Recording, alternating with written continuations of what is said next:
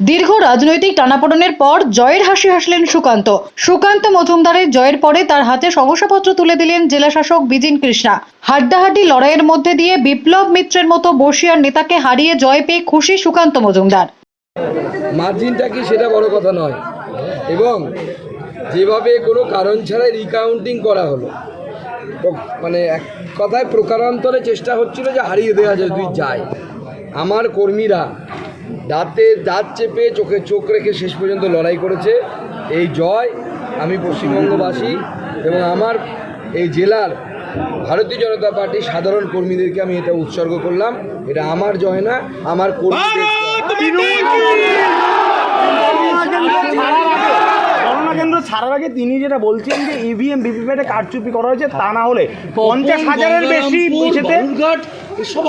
তিনটি আসনে EVM machine পরীক্ষা করার কথা তিনি জানিয়েছেন। দেখুন, উনি 2009 সালে ভোটে দাঁড়িয়েছিলেন এবং এর থেকেও সামান্য মার্জিনে হেরেছিলেন, আরও কম মার্জিনে হেরেছিলেন। তখনও তিনি একই কথা বলেছিলেন। তখন অবশ্যই ইভিএম ছিল না, তখন ব্যালেট ছিল। তো তখনও সেই একই কথা বলেছেন। উনি মামলা করেছিলেন, বলেছিলেন ওনার কর্মীদেরকে বোঝাতেন যে এই মামলায় আমরা একদিন জিতে যাব, আমি সাংসদ হয়ে যাব, যে সাংসদ হয়েছে সে বাতিল হয়ে যাবে। বলেন পলিটিক্স কী করবেন, কিন্তু কারচুপি তো জায়গা নেই। উল্টে তো আমরা বেশ কয়েক জায়গায় এমন মাইনাস খেয়েছি, ইটাহারে এত মাইনাস, অদ্ভুত ব্যাপার। কয়েকটা রাউন্ডে 14,000, দুটো রাউন্ডে 14,000 মাইনাস খেয়েছেন ইটাহারে, যেটা অবিশ্বাস্য। আমরা কি ইভিএম এর প্রশ্ন তুলব না? এখন হয়েছে। রাজ্যে 29 আসনে জয়ী তৃণমূল, তারপর তৃণমূল প্রার্থী বলছেন ইভিএম সেটা তো বোঝাই যাচ্ছে। তাহলে পরে বলতে হবে মমতা বন্দ্যোপাধ্যায় ওনার জন্য এখানে ইভিএম হ্যাক করেনি, বাদবাকি জায়গায় ইভিএম হ্যাক করে নিয়েছে। ইভিএম যদি হ্যাকই করা যায় তাহলে তো ভারতীয় জনতা পার্টি যদি করতো, তাহলে তো ভারতীয় জনতা পার্টি 19টা পেত, তৃণমূল 29টা পেয়েছে। তার মানে তৃণমূল হ্যাক করেছে। আর তাহলে মুখ্যমন্ত্রী ওনার জন্য হ্যাকিং করেন, তাহলে মুখ্যমন্ত্রী ওনাকে ভালোবাসেন।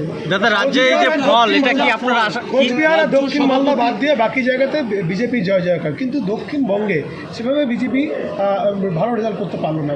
গতবারের তুলনায় আসন কমে গেল। হ্যাঁ, আমাদের আসন কমেছে। কেন কমেছে আমরা অ্যানালাইসিস করবো, অবশ্যই অ্যানালাইসিস করবো কেন কমেছে, প্রার্থী বাছাই কোনো ভুল ছিল কি না, আমাদের পার্টির স্ট্র্যাটেজি কোনো ভুল ছিল না, আমরাও করবো, আমাদের উচ্চস্তরের নেতারাও করবে, তারাও ভাববেন কেন পার্টির ফল এরকম।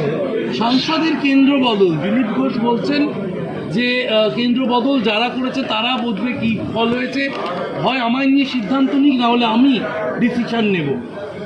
দেখুন, দিলীপ দা আমাদের সিনিয়র লিডার, ওনার কেন্দ্র সত্যি চেঞ্জ করা হয়েছিল, তার ফলে হয়তো ওনার 50,000-এর মতো ভোটে মনে হয় উনি হেরে গেছে। আমি এক্সপেক্ট করিনি, আমি ভেবেছিলাম উনি যে ধরনের নেতা যে কোনো সিট থেকে উনি জিতে আসবেন, এটা আমার ধারণা ছিল। এবং আমরা ওনাকে দেখেই রাজনীতিতে লড়াই করা শিখেছি, এই বিষয়ে কোনো অস্বীকার করার জায়গা নেই, এবং ওনাকে আমি যথেষ্ট সম্মান করি। তো উনি স্বাভাবিকভাবে ওনার দুঃখ বা কষ্ট হতেই পারে, এটা অস্বাভাবিক কিছু নয়। আমরা এই বিষয়ে পার্টিতে পরবর্তী সময়। দাদা, হাড্ডাহাড্ডি লড়াই, সারাদিন টান উত্তেজনার মধ্যে জয় কীভাবে দেখছেন বা কেমন লাগছে? জয়, এটা হয়তো মনে হতে পারে সুকান্ত মজুমদার বিজেপি রাজ্য সভাপতি জিতে গেছে, কিন্তু যারা রাজনীতি নিয়ে জানেন, ওয়াকিবহাল, তারা জানেন যে এই জেলাতে বিপ্লব মিত্র 30-40 বছরের নেতা। তো তাকে হারানো মানে মুখের কথা নয়। তো সেই 10,000 মার্জিনে হোক বা 5,000 মার্জিনে হোক, বিপ্লব মিত্রকে হারানো যায়, সেই মিথ হারানো যায় না, আমরা হারাতে পারি, সেটা দেখিয়ে দিলাম আমরা, হারানো যায়। অনেকক্ষণ তো একসাথে ছিলেন। উনি আমাকে শুভকামনা জানিয়েছেন, কংগ্রাচুলেশন জানিয়েছেন। হ্যাঁ, আগামীতে কোনো সময় কাজের ক্ষেত্রে প্রয়োজন তার সঙ্গে যোগাযোগ রাখবে। সে অবশ্যই, আমি তো এটা বিশ্বাস করি যে প্রয়োজনে আমি মুখ্যমন্ত্রীর কাছে যাবো। আমাদের মানুষ সেই কাজই দিয়েছে। ধন্যবাদ। ব্যুরো রিপোর্ট, দি বাংলা নিউজ।